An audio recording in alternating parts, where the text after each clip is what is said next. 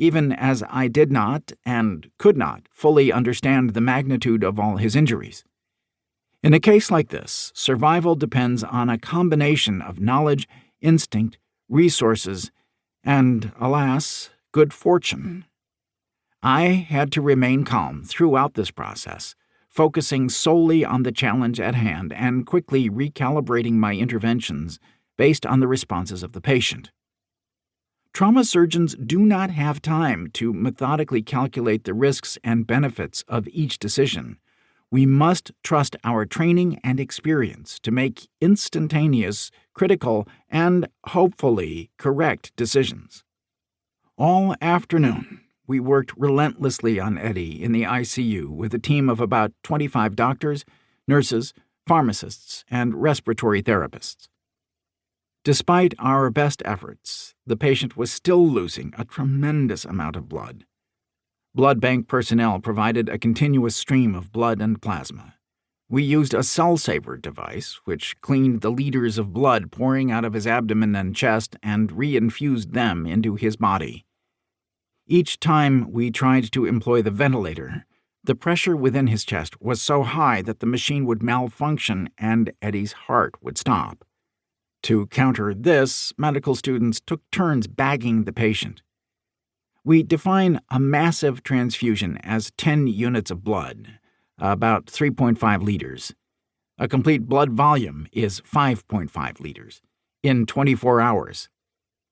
This amount of blood infusion is only required in a tiny fraction of trauma admissions. In this case, we infused Eddie with over 550 units of red blood cells, plus liters of his recycled blood. More than 35 entire blood volumes, about 200 liters in all. This may be the Guinness record for a trauma case. My next highest transfusion volume in a trauma survivor was approximately 150 units, or 53 liters, in about 1 hour. At least 3 or 4 times during this 8-hour period, I was able to catch a few minutes to sit with Eddie's mother in the waiting area to tell her that we were trying everything. All too frequently, our communication with family during cardiopulmonary resuscitation, CPR, is followed by another appearance with the sad news that the patient has passed away. But, amazingly, we were able to restore Eddie's circulation each time. As I left his mother sobbing in the family area, I felt her eyes following me. I knew what I would want if this were one of my kids. Press on. Then, for some inexplicable reason, Eddie stopped bleeding. Perhaps some of his mother's prayers were answered. We were all astonished by what seemed like a miracle. But Eddie's lungs were still not functioning. I had spoken with the cardiothoracic team shortly after the patient arrived and asked them to stand by. So when we stabilized Eddie, they put him on the heart bypass circuit called extracorporeal membrane oxygenation, ECMO.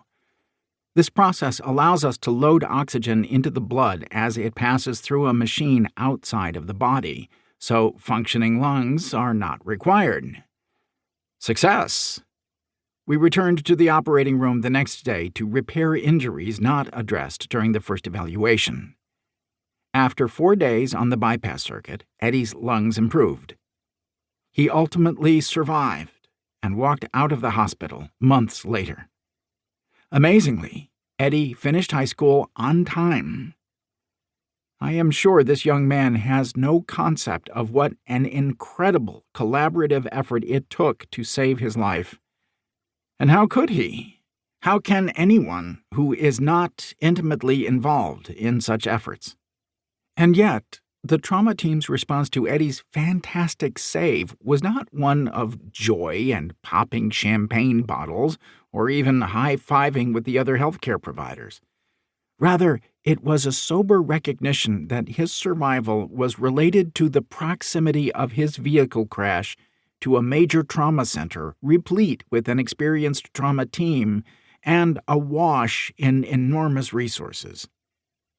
We have an expression in surgery that I abhor: better lucky than good. I would never want my survival or that